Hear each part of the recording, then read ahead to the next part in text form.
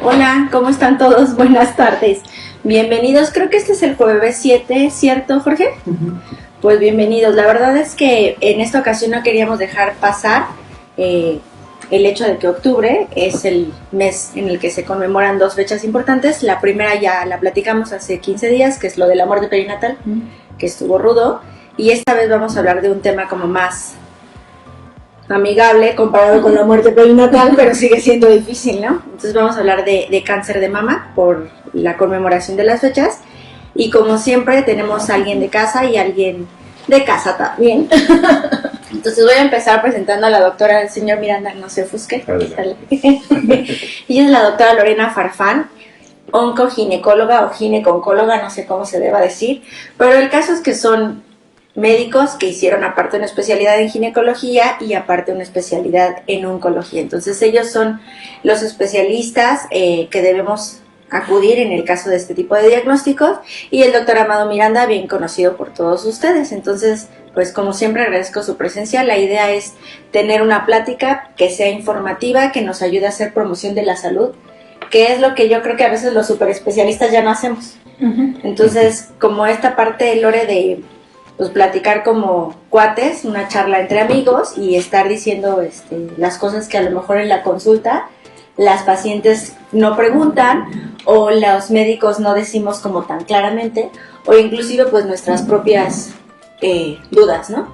Entonces voy a empezar con la primera sección. Va a ser algo así como lo más básico de pensar en cáncer de mama, cuál es la prevalencia, qué es el número de casos, por qué es tan importante, cuáles son los factores de riesgo, y una clase detallada de cómo revisarnos las bolas, por favor, porque realmente ese es el punto, ¿no? O sea, cada quien debe de conocer sus bolas. Entonces, pues abro la mesa. Sí, también los hombres deben conocer sus bolas, o sea, hay cáncer de mama en el varón. Sí, también hay cáncer de mama en el varón y cáncer de testículo en el varón. Entonces es importante que cada persona conocer todos sus bolas. Sí.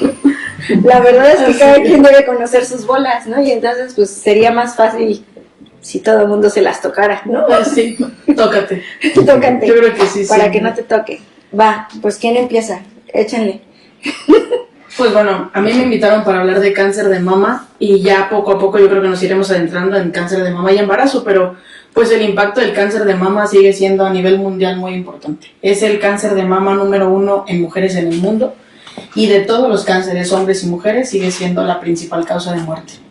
A pesar de que nosotros hayamos implementado como instituciones nuevos sistemas de detección oportuna, no se ha visto el impacto de este. Entonces, más o menos, al año se diagnostican casi 2 millones de casos nuevos al año. ¿En el mundo? En el mundo. Es un montón. Es un montón. Y más o menos mueren 500,000. Poco más de 500,000 al año por esto. Entonces, y esto sucede, el impacto que también tiene el cáncer de mama es que le da en etapas de vida productiva a la mujer, entre los 40 y 60 años. Es más la incidencia del diagnóstico de estas mujeres, y cada vez lo estamos viendo más jóvenes. Nosotros en el hospital tenemos pacientes hasta con 24, 25 años con diagnóstico de cáncer de mama, mujeres que están en etapa reproductiva, en etapa de vida laboral. O sea, ese es el impacto real que tiene el cáncer de mama, nos quita etapa de vida productiva a las mujeres. Y obviamente yo creo que también la mujer como cabeza de familia o como parte de la sociedad es importante. Entonces quitar esta parte en la alta mortalidad que tiene también llega a impactar en estas mujeres. Entonces, a pesar de que hemos hecho y deshecho mastografías, estudios de tamizaje, seguimos sin impactar en estos números que a mí me siguen impresionando, ¿no? Entonces yo creo que es muy importante que no quitemos de vista la importancia que tiene que tiene el cáncer de mama para nosotros. ¿Y cuáles son las maniobras más importantes realmente para prevenirlo? No para diagnosticarlo de manera temprana, sino para prevenirlo. Yo creo que, pues, la etapa de vida saludable. Perdón, y entonces, ¿cuáles serían realmente las maniobras para prevenirlo, no para diagnosticarlo temprano? Porque creo que esa ha sido una de las, pues, dificultades más importantes, ¿no? Pues, tristemente, el cáncer de mama en el 90% es esporádico.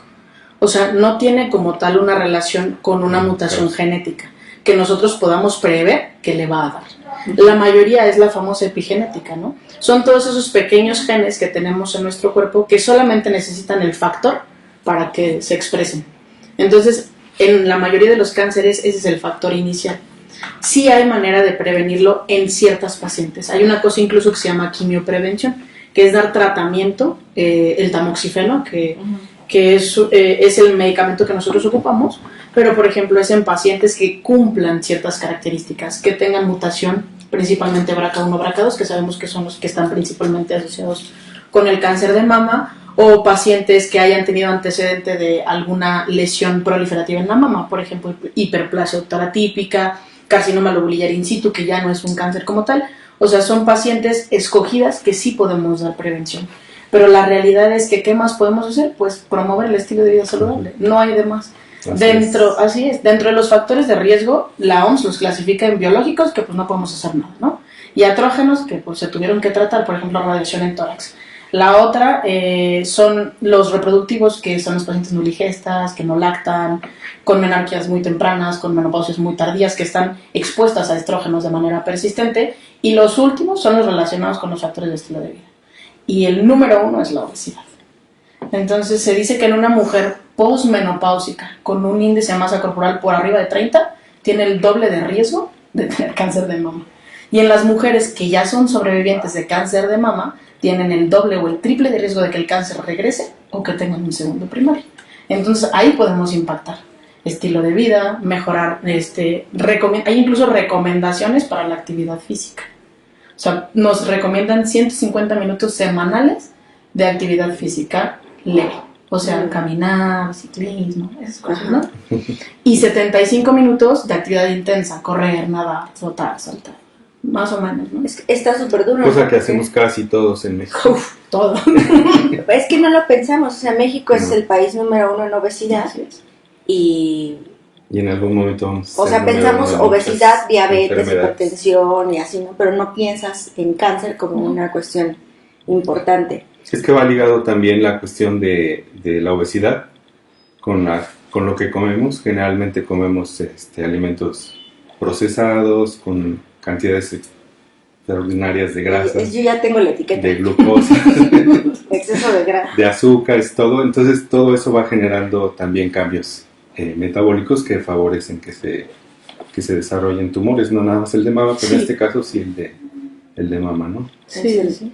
Y bueno, a un lado el de colon y otras cosas así. Bueno, como bien lo dice Lore, el 90% son esporádicos. Y en la semana, hace 2 semanas, Lili Fernández habló sobre el cáncer de mama hereditario. Recuerden que podemos encontrar ese video ya en la página. Ella lo trató con mucha profundidad el tema, sobre los paneles que pueden existir y todo esto, que podemos ir ajustando esa situación. Y bueno, ya sé, o sea, parece muy trillado, pero ¿cuál es el mejor momento para que nos toquemos las bolas? Hay recomendaciones, clarísimas. O sea, sí, vamos a ver las recomendaciones, porque y es la autoexploración, o sea, yo empiezo a conocerme las mamas a partir de los 18 años. Y eso es mensual. O sea, en realidad tendríamos que hacer una exploración mensual desde los 18 años. A ver cuántas lo hacen.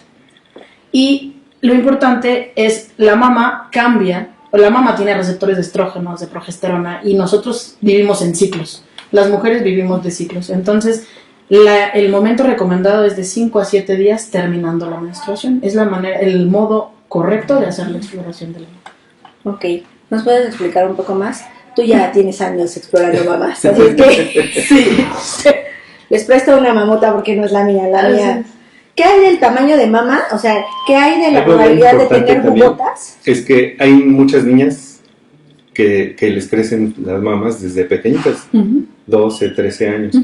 Entonces los papás también tienen que enseñar a sus hijas Enseñarlas. a que se tienen que explorar. Aunque no es frecuente el cáncer de mama en No. las adolescentes, pero sí hay otras patologías de la mama que se pueden detectar en las adolescentes. Y es importante que desde pequeñitas se les haga el hábito de estarse revisando. Entre más pequeñas empiecen a tener ese hábito, es más fácil que lo continúen, como cualquier otro hábito. Entonces es bien importante, y que se concienticen tanto las mujeres adultas como las adolescentes de que es importante tocarse. Porque la mayoría, como dice la doctora, no se revisa hasta que de repente está bañándose y dice, ay, tengo una bolita y me sentí algo raro, y entonces se asustan. Y a veces ni siquiera saben, la tienen desde quién sabe cuándo, Sí. o a lo mejor son cosas que son normales en la mama, se tocan la parte de la mama, y para ellas es anormal porque nunca se lo han tocado. Entonces es importante enseñarles y hacer ese hábito de que se revisen continuamente las mamas. Bueno, yo hace mucho tiempo que no toco mamas y está Yo mal dije porque... que no me reviso las mamas. Pero tengo dos preguntas como frecuentes. Una, ¿el tamaño de la mama importa? O sea, No. eso es un clásico. Como factor de riesgo para cáncer, la mama, no. No. O sea, las mamotas no dan cancerotes, ni las mamitas dan canceritos, ¿no? No, para nada. Ok. Pero hay una cosa aunada a la mama, que es la densidad mamaria. La mama tiene tejido graso, o sea, grasita, y tejido fibroglandular, que es lo que le da el sostén a la mama. Entonces, ese tejido fibroglandular en la mastografía se ve blanco. Entonces, cuando tú ves una mama blanca, las microcalcificaciones, que es el inicio del cáncer de mama, se ven blancas. Entonces, no se ven. Entonces, se ha considerado que la densidad sí puede ser un factor de riesgo para Pero cáncer. puedes tener unas mamás densas Chiquitas, o a ese punto iba, ¿no? Puedes tener unas mamitas súper densas, o unas mamotas nada densas, o unas mamotas muy densas. ¿No? Ok, eso es muy importante, ¿no? Sí. Y la otra, yo siempre les explicaba, me acuerdo un poco de mi servicio social, y les decía que las mamas son como racimos de uvas, ¿no? ¿No? Y entonces el tallo grande es como el pezón, y de ahí se iba un poco hacia atrás. Es importante conocer esas uvas, porque las uvas van a ir creciendo y cambiando conforme cambia el ciclo. Entonces, como retomar un poco esta parte del día 5 al 7, no es el día 5 al 7 del calendario, ¿no? ¿No?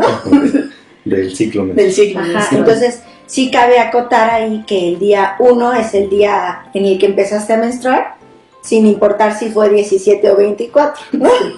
Y ya Y de ahí otra le cosa cuentan. importante también es que algunas pacientes preguntan, por ejemplo, si a mí me dura 10 días la menstruación, me tengo que revisar menstruando, o me espero a que termine la menstruación y espero 5 a 7 días después de que termine. Lo ideal es finalizando. Uh-huh.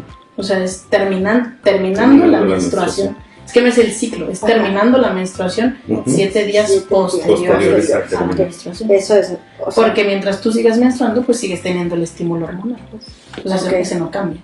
ok, y luego entonces, ¿qué? ¿Cómo se revisan las bolas? Primero hay que verlas. En la escuela de medicina siempre nos enseñaron primero a En ver. el espejo. Así es. Te tienes que parar frente al espejo y verlas con las manos abajo y con las manos arriba. Ajá. Ver cómo suben y cómo bajan. Eso nos ayuda a ver uno de los signos del cáncer de mama, que es la retracción de la piel. Hay veces que los tumorcitos están aquí y como se adhieren al tejido que la sostiene, se mete. Ok. Y no se va a meter a menos que tú hagas estos movimientos. Entonces ya que ves que suban y que bajen igualitas y que no haya ninguna retracción. Pero siempre hay una mamá más grande que otra, Siempre. y siempre tienes una con estrabismo, o sea, medio virola. No siempre, pero sí, Sí. hay. Pero hay de grandes a Ajá, grandes. o sea, por eso es importante Normalmente conocerlas, no sé, porque, como, así es, justo eso. O sea, si de repente sí está enorme, está súper chiquita, pues o sea, y una mira para acá y ya sí, no está nada bien. ya no está nada bien, porque seguramente hay una retracción ahí Ujú. de esto, ¿no? Entonces yo creo que eso es lo primero, verlas y conocerlas. Y después pues hay muchas técnicas de exploración de mama, ¿no? Hay la circular, que sería Acaríciala, por favor. chiquita. Hay que circular es de adentro, puede hacerlo de adentro hacia afuera o de afuera hacia adentro. En realidad no importa, mientras no se te olvide, o sea, que no dejes zonas sin revisar. Entonces yo normalmente empiezo de afuera y me voy todo el contorno de la mama, todo, haciendo círculos hasta llegar al pezón, porque si no a mí se me olvida revisar el pezón. Ujú. ¿no? Y hay otra manera que es radial, que es desde la cola de la axila, suponiendo que aquí está el brazo, es hacia el centro, hacia el centro, hacia el centro, de afuera hacia adentro, siempre, y que no se nos olvide ningún radio de la mama. Al final, revisar el pezón es importante apretar para ver que no tenga salida de secreción, porque la salida de secreción con sangre pues también es un factor de riesgo. Y Algo la mano, importante el brazo, ¿no? en Porque el tamaño de la mama es que hay pacientes que una mama grande. evidentemente hay pacientes que tienen mamas muy grandes Así es, y cuando tú las dejas caer la mama les llega hasta abajo, ¿no? Entonces si tú revisas así de arriba hacia abajo puede ser que te falte revisar lo de abajo. Entonces cuando las pacientes revisan que tienen mamas muy grandes se puede levantar la mama con la mano y revisar.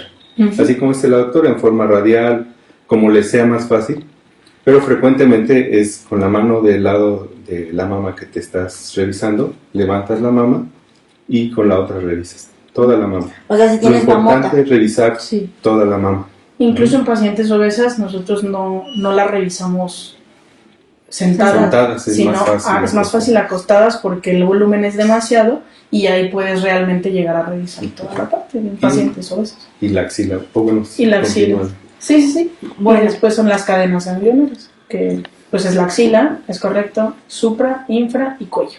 Es algo que se les olvida también mucho. La mayoría, como en los comerciales así lo ponen, Así, ¿no? te pones la mano en la cabeza y revisas la axila. Ujú. Pero a veces los ganglios en esta posición no se tocan. Tienes que bajar la mano para poder tocar más, ¿sabes? Sí. Entonces es importante también checar así en esta posición para poder revisarte la axila y revisarte la mama. Acordarnos que la mama no nada más es aquí, No. llega hasta la axila prácticamente. Entonces hay que revisar. Y que es una buena cantidad de tejido, ¿no? Mamario, el que Sí. está acá. O sea, no. Sí, pues es la cola de espenas. De Ajá. toda la mama, Toda la entonces cola. hay que revisarse. De saber que la mayor proporción de tu mama no está en tu brasier. Sí, no. Exacto. Siempre está por otro lado. ¿No? Así es. Sí, ¿no? Bueno, pues vamos a ir a un cortecillo. No se les olvide marcarnos, escribir sus dudas. Aquí están los hashtags.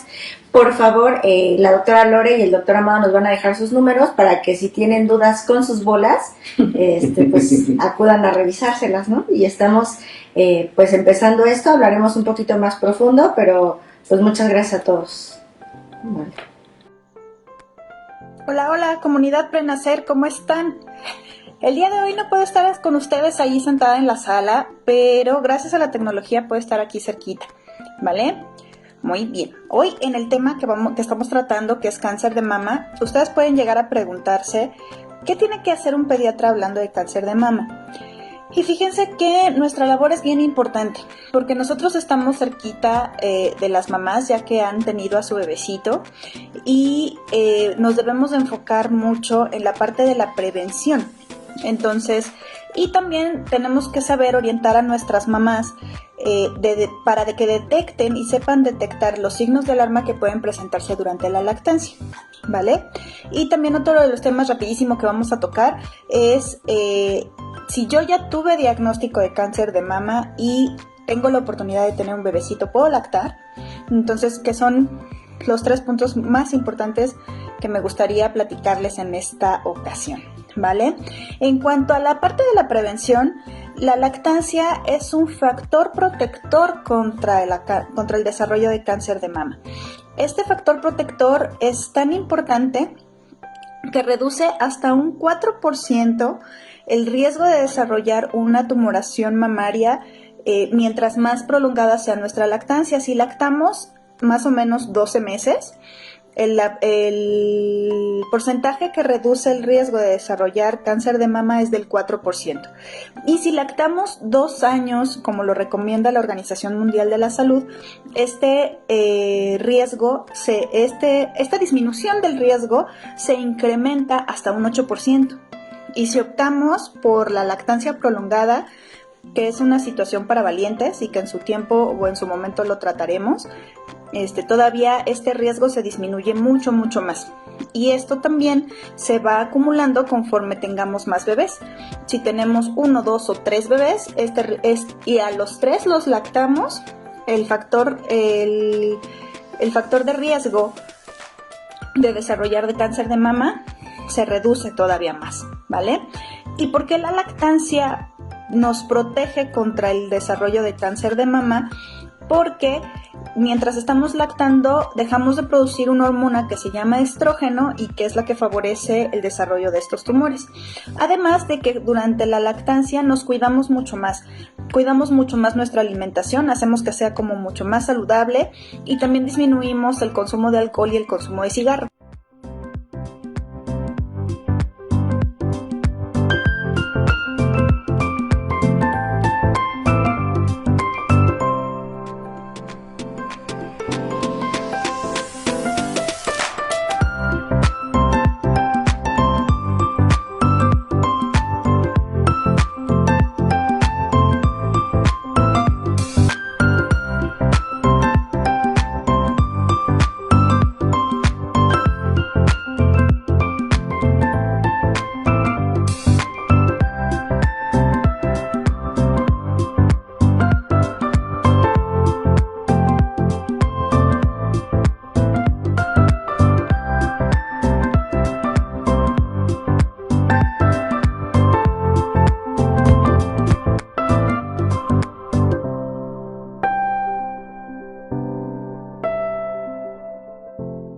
Bueno, y ya que revisamos la bolita, ¿cómo es que decidimos cuándo vamos con ustedes o cómo? Pues lo ideal es, a partir de los 25 años, hay que acudir a una revisión clínica. O sea, no basta solamente con lo que tú te revises. A partir de los 25 años, anualmente, deberías de ir a que te revisara un médico, un ginecólogo. Un médico, De manera profesional. De manera profesional, así es. Y el siguiente estudio, que la siguiente vigilancia, pues es la radiológica, que es la mastografía de tamizaje. La mastografía es el único, o sea, ya en este mundo existe y lo han escuchado seguramente, resonancia, tomografía, PET-CT, pero la mastografía es el único estudio que realmente ha reducido la mortalidad del cáncer, ¿no? Hasta en un 40%. Entonces, todas las mujeres a partir de los 40 años que no tengan factores de riesgo y que estén asintomáticas, tienen que ir a hacerse una mastografía anualmente. Una vez al año. Una vez al año a partir de los 40. Hay condiciones especiales. Por ejemplo, pacientes que tengan mutaciones con BRCA o pacientes que hayan tenido su mamá, su hermana con cáncer de mama jóvenes, por ejemplo, 38, 35 años, lo ideal es empezar a hacer esta vigilancia 10 años antes del diagnóstico de la mujer más joven. Okay. Y normalmente no lo recomiendan antes de los 25 años. O sea, es antes de los 30 sí, pero después de los 25. Y en pacientes jóvenes se recomienda pues el ultrasonido. Otro tipo de estudios. Así es, otro tipo de estudios, ¿no? Porque la mastografía de la mama es densa y no vamos a ver nada. Ahora, ¿todos los ginecobstetras están entrenados para hacer este tipo de mastografías y para hacer este tipo de ultrasonidos? Para hacer las mastografías, no, eso lo hace un radiólogo, que es el especialista que tiene que hacer el estudio. Y los ultrasonidos generalmente también los hace un radiólogo o un médico entrenado específicamente para diagnóstico de ultrasonido de mama, porque es algo que es muy especial, muy pues especial. Son características muy especiales y no cualquiera puede hacerlos. Y se necesita aparte un equipo especial para poder ver la densidad de la mama, etc. Entonces no todo el mundo lo puede hacer. Por eso hay centros especializados en donde se hacen los estudios. Y algo también bien importante, que la mayoría lo dicen y en las instituciones así está como establecido, si vas a hacerte tu Papá Nicolau, en ese momento también te hacen tu exploración mamaria. Y aquí pues ya no tiene mucho que ver la edad, porque debemos de enfatizar también con las niñas que a partir de que empiezan a tener relaciones, no importa si fue a los 15 o a los 40. O a los 12, como en México. A partir de ese momento tienen que empezar a hacerse sus estudios de Papá Nicolau.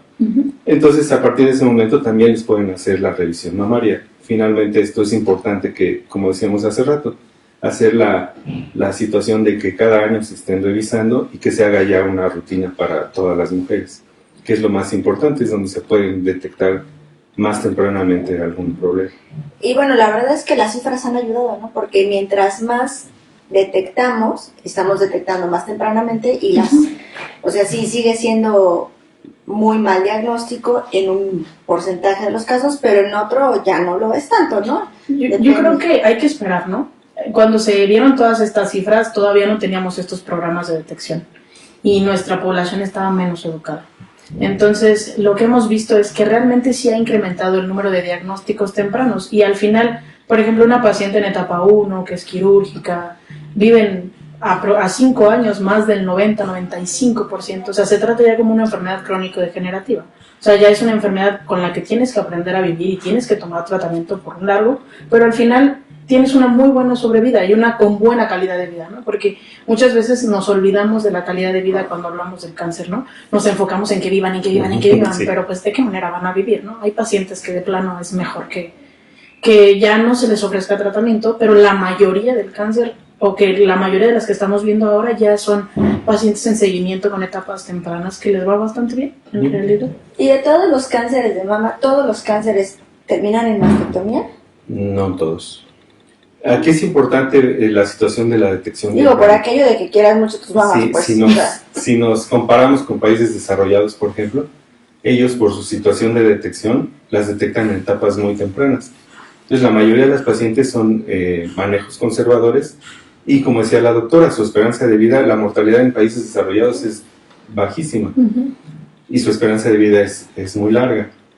En México, desafortunadamente, todavía en algunas regiones se tiene así como que la situación de que, pues la comadre me dijo que hiciera esto. Yo he tenido pacientes que llegan con tumores ya ulcerados y muy avanzados y dicen, es que me dijeron que me esperara hasta que brotara el tumor para que fuera más fácil tratarme, ¿no? Entonces tenemos que ir poco a poco luchando con este tipo de situaciones, pero efectivamente, como dice la doctora, ya se están detectando en etapas más tempranas y yo le digo a mis pacientes, mire, cuídese de la diabetes, de la hipertensión, porque es más fácil que se muera de eso que se muera de cáncer de mama. Entonces, tienen que cambiar su estilo de vida completamente, pero su esperanza de vida poco a poco ha ido mejorando muchísimo. De hace 20 años a ahorita ha mejorado bastante la esperanza de vida con tratamientos adecuados y con detecciones más tempranas. Por eso la importancia de estarles moleste y moleste, que se revisen, que vayan a hacerse su mastografía, que acudan con el médico para que se detecte a tiempo los problemas, en este caso el cáncer de mama. Ahora, tuve bebé y me sigo revisando cada mes. Durante el embarazo me reviso cada mes. Así es. En el embarazo es todavía más complicado porque dentro de los cambios fisiológicos del embarazo sabemos que cambia la consistencia de las mamas. Está la mama, de hecho, la célula de la mama no madura completamente hasta la lactancia. O sea, la lactancia es el momento donde la célula realmente madura. Y esa es la protección que da la lactancia contra el cáncer de mama. Nosotros como médicos sabemos que las células más inmaduras son más propensas a cambiar a otro tipo de célula que no sea la que deba de estar ahí, que es lo que origina el cáncer, ¿no? Entonces, en la lactancia, cuando realmente lactamos, esta célula madura y toda la mama se vuelve una mama completa. Entonces, ese es el beneficio que le da la lactancia. Algunos dicen que por 6 meses, otros dicen que por 1 año, pero en realidad ese es el efecto protector. Entonces, nosotros durante el embarazo tenemos que ver los cambios que tenga y si en realidad cambia el diagnóstico de cáncer de mama en el embarazo, porque nos podemos confundir con muchas cosas. Entonces, sí es muy importante que sigamos revisándonos. Oye, estoy embarazada, ¿me puedo hacer la masto? No está indicada la mastografía durante el embarazo. En teoría, todas las mujeres deberían de tener una consulta prenatal y hacerse papá Nicolau, estudio clínico de mama y demás, ¿no? En teoría. Pero si te llega la paciente y ya estás embarazada y tocas una bolita, lo ideal es el ultrasonido. Es completamente inocuo, se lo pueden hacer. Ningún otro estudio está aprobado durante el embarazo, más que el ultrasonido. ¿Y en la lactancia sí? En la lactancia sí se puede. Y también me la reviso. También se ¿Y cómo diferenciamos las bolas de cáncer con las bolas de leche? Por eso es importante revisarse. Pues sí. Sí, en la lactancia obviamente es mucho más frecuente. También debemos de pensar en lo más frecuente primero y dejar al último lo menos frecuente o lo más feo. Pero es muy frecuente que se hagan abscesos mamarios en la lactancia o las mismas conductos que se van llenando, se va acumulando, pueden decir, ay, es que tengo una bola y me duele muchísimo, etcétera, ¿no?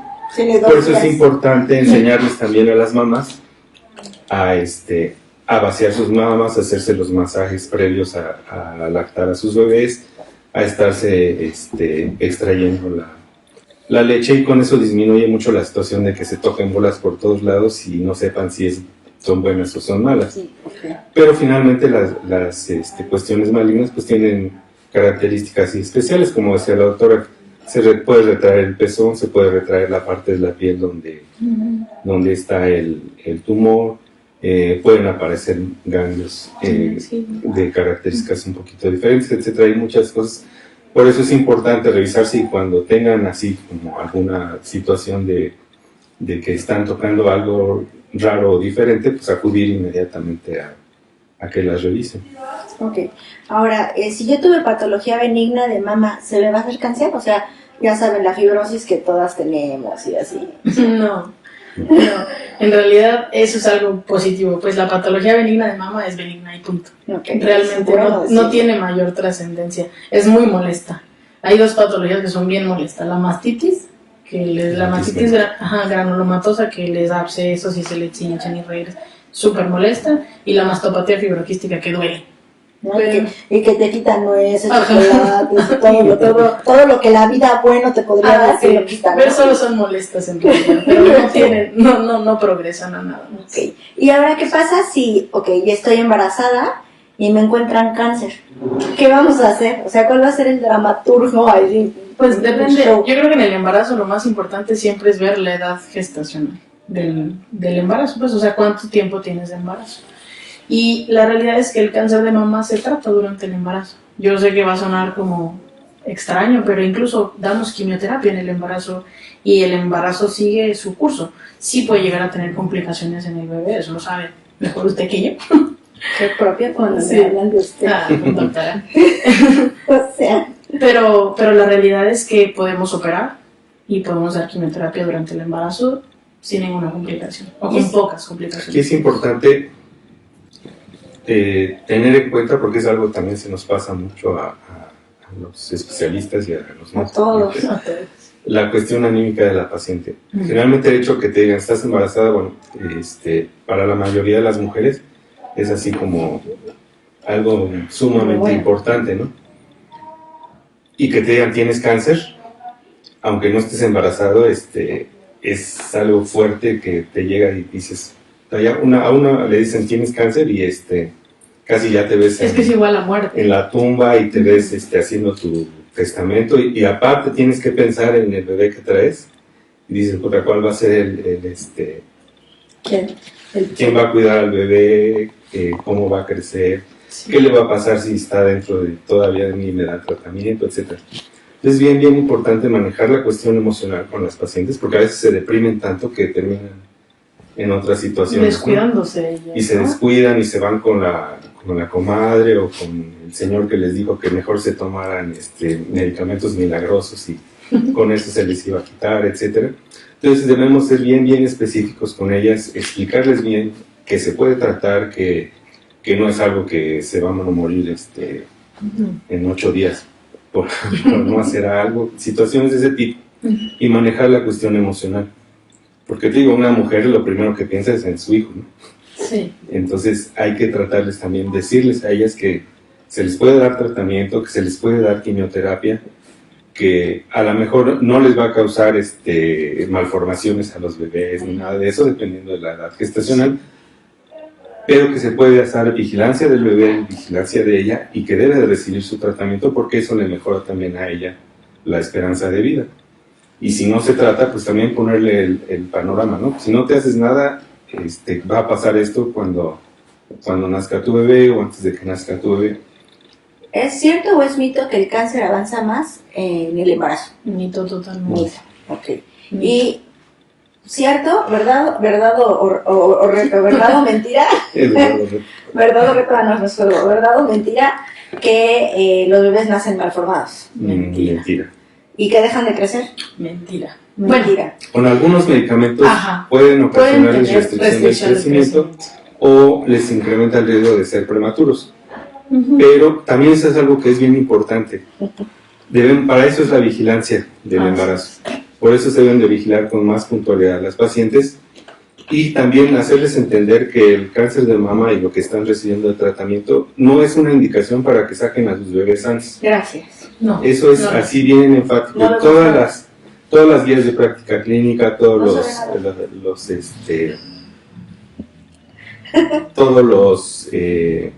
Estudios. documentos que se tienen recomiendan que si no hay ninguna indicación obstétrica, el embarazo debe llegar a término e interrumpirse de la forma en que deba ser por Con o indicación sin cáncer de obstétrica. mama. Igualito que cualquier otra mujer. Ok. Y lo mismo para interrumpir el embarazo, ¿no? Sí, en el cáncer de mama no tiene nada que ver la vía de interrupción. O sea, la realidad es que puede tener parto cesárea. Ok. Eso es indicación obstétrica. Pero yo creo que algo muy importante dentro de la vigilancia es, creo que la tiene que vigilar zapatero a tus zapatos. Pues Debe ser el médico siempre tiene que ser un un equipo multidisciplinario. O sea, tiene que verlo un oncólogo y el oncólogo no puede ver el embarazo. No siempre tiene que ver. Ay, espérame, ¿puedes grabarlo de nuevo? Es que es real.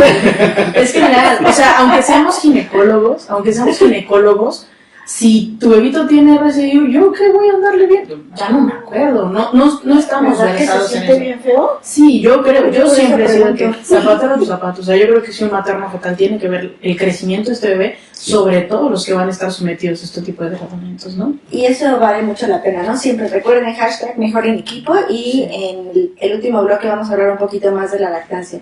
No se les olvide, el doctor Amado Miranda, la doctora Lorena Farfán, ya nos dejarán sus datos. Por favor, revisen las bolas, avísenle a sus amigas, y a sus hijas y a sus comadres que se tienen que revisar las bolas. Deberíamos de hacer fiestas de revisar bolas. Bueno, Sí, comerciales. Sí, hay algunas. Hay algunas.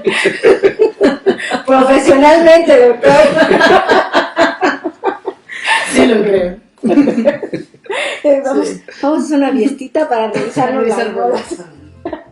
¿No? Sí, hacen también muchas todos los... Otro punto que es bien importante a tratar, que ya lo hablamos hace un momentito, es el que estemos al pendiente de los signos de alarma que podemos detectar mientras estamos lactando. Obviamente, cuando estamos produciendo leche materna, nuestro cuerpo cambia y podemos llegar a tener ingurgitación o induración de nuestras glándulas mamarias, de nuestros senos. Entonces, estas bolitas duras que se sienten cuando estamos lactando y que a lo mejor nuestro bebé no tiene una técnica adecuada en la que no nos vacía la glándula por completo, nos pueden llegar a causar duda o a causar extrañeza, pero cuando tenemos una técnica correcta de lactancia, estas bolitas que sentimos se deben de deshacer, ¿vale? Si no se deshicieran y persistiera una bolita dura ahí todo el tiempo, que a pesar de la lactancia, a pesar de corregir la técnica, a pesar de realizar masajes o usar el extractor, ya sea eléctrico o manual, para vaciarnos el pecho, persiste esa bolita, entonces tenemos que encender nuestros focos de alarma para que vayamos con prontitud a atendernos. Es muy importante que durante la lactancia sigamos con nuestra autoexploración para que podamos detectar alguna anormalidad. Regularmente nos enfocamos mucho en la atención de nuestro bebecito recién nacido y a nosotros a veces nos dejamos de lado, pero no debe de ser así. Es importante que sigamos con nuestras exploraciones, sigamos con nuestras revisiones y si detectamos algún signo de alarma, acudir con la atención con nuestro ginecólogo lo más pronto posible. Otro de los signos de alarma es que mientras estamos lactando salga líquido sanguinolento franco de nuestros conductos. Una cosa es que el bebé me haya lastimado y que me haya formado grietas y que al succionar le quite como la costrita a esa grieta que me formó y que salgan estrías de sangre en cantidades muy chiquititas, y otra es que salga sangre franca por los conductos. Entonces ese es otro de los signos de alarma de los que tenemos que estar al pendiente y que ante su presencia también es importante que acudamos a atención médica.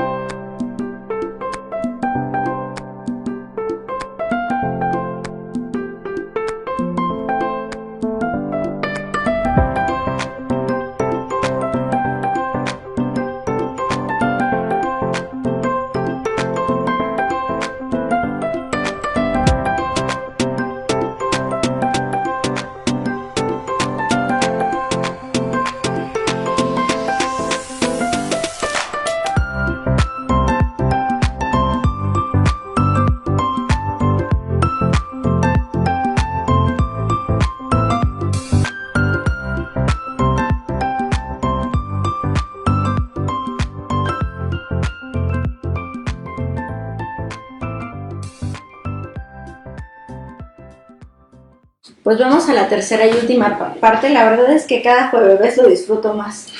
No, bueno, se va a ir muy rápido pero sí quiero echarle un poco más justo a ese tema, ¿no? O sea, ¿qué pasa? ¿De dónde viene el efecto protector de la lactancia? Y ¿qué podemos cambiar? ¿No? O sea, si ya me dio cáncer, ¿voy a poder lactar? Sí, realmente O sea, si me queda una, sí. Sí, claro, esa una funciona. ¿Y va a funcionar como una o va a funcionar como Hay veces que no va a alcanzar todas las necesidades porque sigue siendo una. La mayoría de las veces sí, porque es estímulo dependiente, ¿no? Entre más lo estimules, más sale. Pero se puede llegar a complementar. Y en pacientes, por ejemplo, que hablábamos ahora de la cirugía conservadora, ahora hay mucha cirugía conservadora de mama. Dicen que incluso algunas pueden llegar a lactar, pero es menor el porcentaje de leche que va a salir. O sea, no importa si tú recibiste quimio, radio, lo que sea, tú puedes lactar sin ningún problema y no es que le vayas a pasar algo de eso o que haya célula. Ese es un mito muy grande, ¿no? Que queda mal la mama o ni la leche, ni la mama, ni nada. O sea, en realidad ya que se termina el tratamiento puedes volver a dar lactancia. Si tienes mastectomía, pues puedes dar con la otra sin ningún problema. Por cierto, ¿saben qué? O sea, a mí siempre me ha parecido un poco ofensivo esta parte de cuando hacen los comerciales de cáncer de mama y los comerciales para promover la salud, siempre ponen la cicatriz o la mama, pero nunca le ponen cara A la paciente. Ajá. O sea, aunque sean caricaturas, ¿no? Bueno. Creo que, o sea, sí cuidas la identidad de todo, pero también despersonalizas. O sea, yo no he visto un útero caminando, ni una próstata caminando, ni partes, o sea, sí. ¿no? Pero y es el entonces, efecto que puede causar en la gente que lo ve, el hecho de ver no la cara. Pero sí deberíamos de reconocerlas, son unas guerreras. Se vienen tratamientos larguísimos. O sea, desde el diagnóstico a que termine el tratamiento, o sea, yo creo que el tratamiento más o menos dura como año y medio, dependiendo más o menos lo que le tengas que dar. Y después de eso todavía te vas a aventar 5 años en vigilancia y con tratamiento hormonal en caso de que tu cáncer así lo requiera, ¿no? Entonces son guerreras que pasan 6, 7 años con la incertidumbre constante de en qué momento va a regresar. Porque es cierto, pues el cáncer no tiene palabra, ¿no? Pero yo creo que sí deberíamos de personalizar más y claro, de reconocerlas, ¿no? Porque es una lucha grande la que ellas bueno, y propongo que todas aquellas mujeres que conocen a alguien que tenga cáncer o que tuvo cáncer o que está librando esta batalla, pues le etiquete y comparte y las reconozcamos como guerreras que son y que han salido avante, ¿no? Aquí nosotros conocemos varias y pues vale la pena. Un saludo a Rubí, que sabemos que esta lucha es de todos y hasta nos puso en los apellidos, ¿no? ¿Cómo chingados no? Entonces ahí vamos todos. Y pues bueno, retomando esto, si ya me dio cáncer, sí puedo lactar. Sí. Pero si tengo cáncer en ese momento... ¿Durante la lactancia puedo lactar? Depende. Durante el cáncer puedo lactar. Si estoy lactando cuando hicieron mi diagnóstico de cáncer, depende. O sea, porque muchas veces, si se hace el diagnóstico en la lactancia, tenemos que operar en ese momento. Y no es que contraindiquemos durante el cáncer la lactancia, o sea, no se contraindica. Pero muchas veces los tratamientos a los que te llevan no te van a permitir dar la lactancia. Uh-huh. Pero sí puedes extraer leche y sí se puede dar la leche. Y eso es bien importante, ¿no? Es también platicar mucho con las pacientes, orientarlas en este sentido. La mayoría dice, bueno, pues es que ya tengo cáncer o tuve cáncer durante el embarazo, me lo trataron y ahorita ya no lacto a mi bebé porque implica pues que le voy a pasar el cáncer al bebé, ¿no? Y eso es mentira. La otra situación también importante es la cuestión de las quimioterapias, que si le hacen daño o no al bebé. Depende del medicamento que les estemos dando, aunque la mayoría de los medicamentos para cáncer de mama sí afectan al bebé en la lactancia, pero lo que puede hacerse es lo que decíamos hace rato. Durante el tratamiento la mamá se está extrayendo la leche para no dejar de producirla. Ajá, y esa leche no se da. No, evidentemente ni se congela ni nada, ni se almacena. Solo es para mantener la producción de leche. Una vez que termina el tratamiento, los medicamentos tienen, obviamente, como decía la doctora, esto debe ser en conjunto con el oncólogo médico, con alguien, su ginecólogo, quien esté viendo a la paciente. Uh-huh. Los tratamientos que se dan para cáncer de mama, todos los medicamentos tienen una vida media de su efecto. Entonces, de acuerdo a lo que se ha estudiado en las leches de las mamás que están recibiendo quimioterapia, se tiene uno que esperar más o menos 6 vidas medias del medicamento para estar seguros de que ya no lo está secretando en la leche. Y a partir de esas 6 vidas medias ya le puede empezar otra vez a dar a su bebé el pecho, estar lactando a su bebé.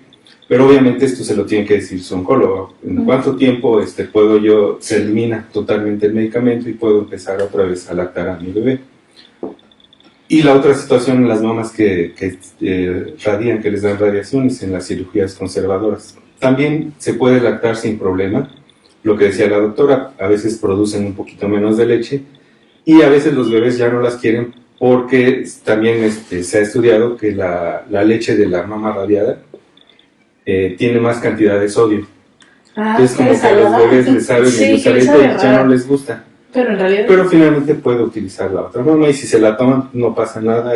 Tiene las mismas propiedades, las mismas características en cuanto a protección para el bebé y finalmente esto también les ayuda a las mamás en la cuestión emocional porque saben que le están dando a su bebé su alimento, el hecho del apego con los bebés y todo esto les cambia muchísimo la percepción en cuanto a su futuro y las hace que luchen más por sus tratamientos.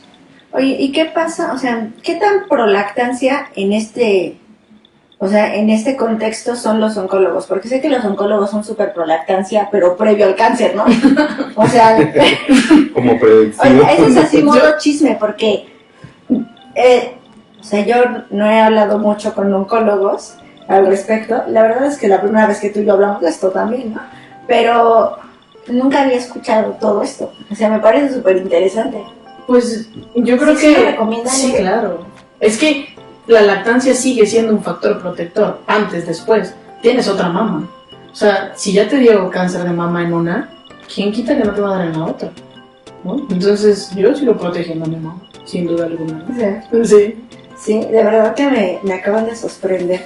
Y aparte algo importante es la cuestión de la carga hormonal que recibe la mama. Todos sabemos que durante la lactancia la mayoría de las mujeres no ovula, no menstrua tampoco, por el efecto de la prolactina y todas estas cosas.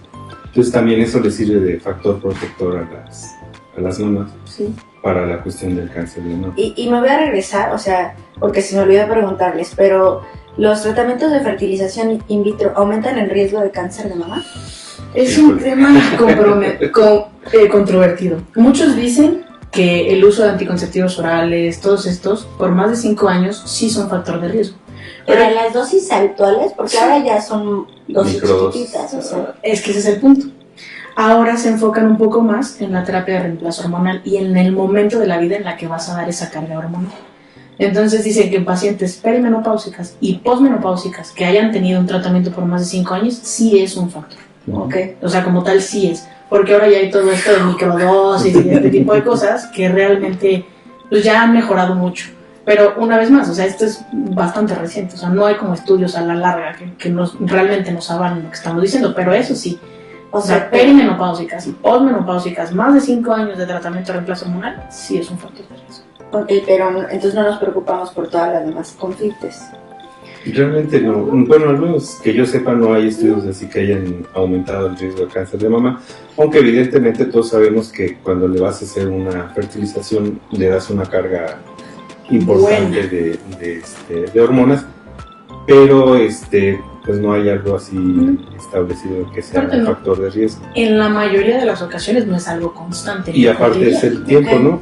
Es solo un ciclo el que le dan. En teoría. Sí. Bueno, 3, dependiendo dependiendo, pues. de la paciente, pero no es algo que esté constantemente recibiendo esa carga hormonal. Es como la pastilla al día siguiente, hay quienes la toman cada mes. Como método anticonceptivo, que no lo es. Ok. Pues yo creo que esta vez no me va a quedar mucho más que pedirles a ustedes sus propias conclusiones para que las podamos dejar al público y quizás algunas preguntas o algunos datos que ellas nos quieran y ellos nos quieran mandar. Oye, cáncer de mama en el varón, porque claro, o sea, pero es que, o sea, un chirris porque es muy baja la incidencia. Aunque casi todos tienen unas chichotas. Pues sí, pero yo creo casi que todas son de grasa. Justificándola, sí. Sí. No, pues yo creo que ahí en los varones es más que nada que lo acepten, pues es que es difícil. Imagínense un varón que te diga, tengo cáncer de mama, o sea, ¿es que eso era de niñas? No, o sea, tenemos glándula, o tienen glándula mamaria, pues. Entonces, igual te puede dar, menos, porque tienes menos tejido Es mucho mamario, menos la incidencia. pero existe. ¿Y el tratamiento es igual? Y aparte el efecto estrogénico y todo eso, pues no es tan importante. La ventaja es que no se tienen que hacer bolas por la lactancia. Lo que sí no sé, y la verdad es que nunca lo he investigado, los varones que son homosexuales, que se toman hormonas para cambiar su fisonomía, la voz, etcétera. No sé si a ellos les Pues tengan alguna incidencia no mayor. tengo ni idea si hay alguno, yo pero tampoco lo sé. yo creo que por el tiempo. Porque alguien me lo preguntó. y Ajá, dice, el "Oye, tiempo yo creo que había que valorarlo. doctor, es que voy a ponerme y la verdad es que yo Ajá. no, Los pacientes transgénero, ¿no? Ajá. Hombres que convierten en quieren, mujer, ajá. que son mujeres, pues en realidad, sí, o que se sienten mujeres. Yo creo que habría que valorar el tiempo de exposición a estos, ¿no? Yo creo que a partir de los 5 años, yo sí lo tomaría como un factor de riesgo, porque también es una carga importante de hormonas. de hormonas que les damos, o les dan. Oye, pero, o sea, Y en Si general así en el, crecen varón, las mamas. en el varón sí hay cáncer de mama, es mucho menos la incidencia. Pero el tratamiento es prácticamente igual, se les tiene que hacer mastectomía, disección de axilas, si requieren quimioterapia, Raro. radioterapia, etc. De hecho, en la raza, cuando yo estaba en ONCO, teníamos tres varones que iban a sus consultas de todavía. Y las muchachas que se ponen mamotas encima de sus mamitas, ¿cómo Ay. se revisan esas mamitas que están Ay. atrás de sus mamotas? Hay técnicas de mastografía. Hay técnicas especiales para no para el no implante. aplastarlos. O sea, y fíjate que yo no pensé en aplastarlos. O sea, yo pensé en que pudiéramos verlo de atrás. O sea, sí entiendo. Mm. Sé Y que hay un depende tipo mucho también de la técnica donde le pusieran los implantes. de los implantes. Hay implantes retromamarios Ujú. que se puede ver bien la mama sin Y hay problema. implantes retropectorales. Ajá. Ok, no se preocupen, no se las van a ponchar. También hay que No, no se revisarse. ponchan. Sí, no. Que tengan en cuenta que, Nada más que es las- una técnica especial, hay que decirlo y ya, eso es Pero todo. lo van a notar, ¿no? Sí, no, y se ve perfectamente bien, o sea, se ve adelante el implante y se ve atrás el tejido mamario. sí, Eso es sí. ¿Y el implante es un factor de riesgo? No. Ok, eso también es una de No, las actualmente ya todos los implantes son de materiales inertes que no generan ni fibrosis ni reacción Así de es. ese tipo. Muy bien. Solo que sean implantes de los de hace 30 años. Yo creo que ya nadie los pone. Bueno, pues muchísimas gracias, Gloria. Gracias. Esta es tu casa. Cuando quieras, ahorita Muchas le das el gracias. tour. Sí. Y pues esta es tu casa. Muchas gracias. Un saludo a todos ahí en la raza. Los que todavía me ven. Así es. Y pues, ¿alguna conclusión extra? Básicamente la importancia de revisarse, de hacer medicina preventiva, de estarse vigilando y de acudir a revisión a que le hagan los estudios necesarios en cuanto se toquen algo raro. No esperarse a que a ver si se me quita o no es nada, situaciones de ese tipo, ¿no? Acudir en cuanto tengan alguna molestia. Yo también lo creo. Como mujer es conocerte. O sea, lo principal es conocer tus mamas, conocer tu cuerpo, conocer cómo va cambiando también es importante, ¿no? No es lo mismo una mama de una niña de 16 años o una mama de una señora de 50 años, ¿no? No es lo mismo. No es lo mismo. Y sobre todo quitarnos el miedo, ¿no? Porque lamentablemente hemos visto casos de jovencitas con tumores que se los dejan 6, 7, 8 años, ¿no? Por miedo de no saber ni qué es ni a dónde va, ¿no? Entonces yo creo que eso es lo más importante, saber qué es lo normal en mí, cuando encuentre algo anormal, acudir a que me revisen y que se me haga lo necesario. Y normalmente así tienes un buen tratamiento, un buen pronóstico de vida y vas a ser una guerrera al final. Y ese es el punto, ¿no? O sea, no tengas miedo, porque el objetivo es encontrarlo temprano para Así darle es. tratamiento. Exacto, eso es bien importante, porque todavía tenemos en nuestra sociedad mucho la idea de que ¿para qué me busco y me voy a encontrar y después voy a... Por eso, para que te encuentres y más Si se pueden tratar a ti. Pero hay muchas personas que dicen, no, yo no le hago nada porque ¿qué tal si me encuentro algo? Sí, Y Pues por eso, para es que te importante tener pues esa educación de buscarnos de encontrarnos y de tratarlo a tiempo. Y bueno, o sea, yo sé que no es una conclusión muy actual, pero uno de los factores más importantes para saber el pronóstico de cualquier cáncer y de cualquier mala noticia es la actitud que toma el paciente ante ese diagnóstico. Entonces, Y su red de apoyo, ¿no? Su red de apoyo. Entonces, eso es importante y pues no se olviden que estamos para ser una red de apoyo de todos ustedes. No se olvide que esta vez con nosotros, la verdad es que información creo que clara, precisa y maciza, y además pues un poco agradable. Un poco, la verdad la pasamos Y eso es bien. algo importante, que acaban de decir que a la mayoría de las pacientes les pasa, y lo hemos vivido, yo creo, que se va perdiendo su red de apoyo. Sí. Entonces es bien importante platicar con la paciente, el apoyo psicológico de alguien que sepa pues, de psicología, que platique con los familiares, y sobre todo en el embarazo, porque aparte de que una paciente embarazada con un bebé Sí. requiere una red de apoyo, y si tiene cáncer pues es mucho más grande la red de apoyo que debe tener. Entonces platicar pues con todos los familiares, informarles del pronóstico de todo esto y de cómo pueden apoyar a la mamá, porque también a veces en el afán de ayudarles les perjudican, ¿no? Es que tienes que comer, es que tienes que subir de peso, es que tienes que hacer esto y te voy a llevar con quién sabe quién y vamos a hacer, etc. Entonces orientarlos bien qué es lo que deben de hacer, cómo lo deben hacer y cómo deben apoyar a esa mamá o a esa paciente con cáncer, porque igual como decíamos hace rato, como mamás lo primero que piensas, no piensas en ti, piensas en mis hijos, en mi esposo, en mi Todo el familia, mundo menos en ti. qué va a hacer mi esposo, etcétera, ¿no? Qué va a hacer mis hijos, dónde van a estar, etcétera. Entonces tenemos que cambiar esa idea pues de la mamá, explicarle que se puede apoyar, que no es así, se va a acabar el mundo, y que puede recibir apoyo de toda su familia. Pues bueno, esta vez muchísimas gracias para todos. Yo creo que un programa padrísimo. Gracias Jorge, gracias Avi. Esta vez no nos acompañó Simón, pero bueno, le mandamos un saludo también al señor Link también. Y no se les olvide, el doctor Amado Miranda, la doctora Lorena Farfán, ya nos dejarán sus datos y aparecerán en la parte de abajo. Estarán los datos también de Alma, quien nos grabó algunas capsulitas para ustedes. Siempre mejor en equipo, siempre es mejor en equipo, zapatero a sus zapatos. Tócate para que no te toque. Y el próximo mes tendremos 2 especiales de parto pretérmino porque hay mucha tela de donde cortar. Todo noviembre hablaremos de prematurez y estaremos pues pasando tips de diagnóstico, de pronóstico y de todo para que estemos siempre mejor informados. Muchísimas gracias, nos vemos en 15 días. Bye.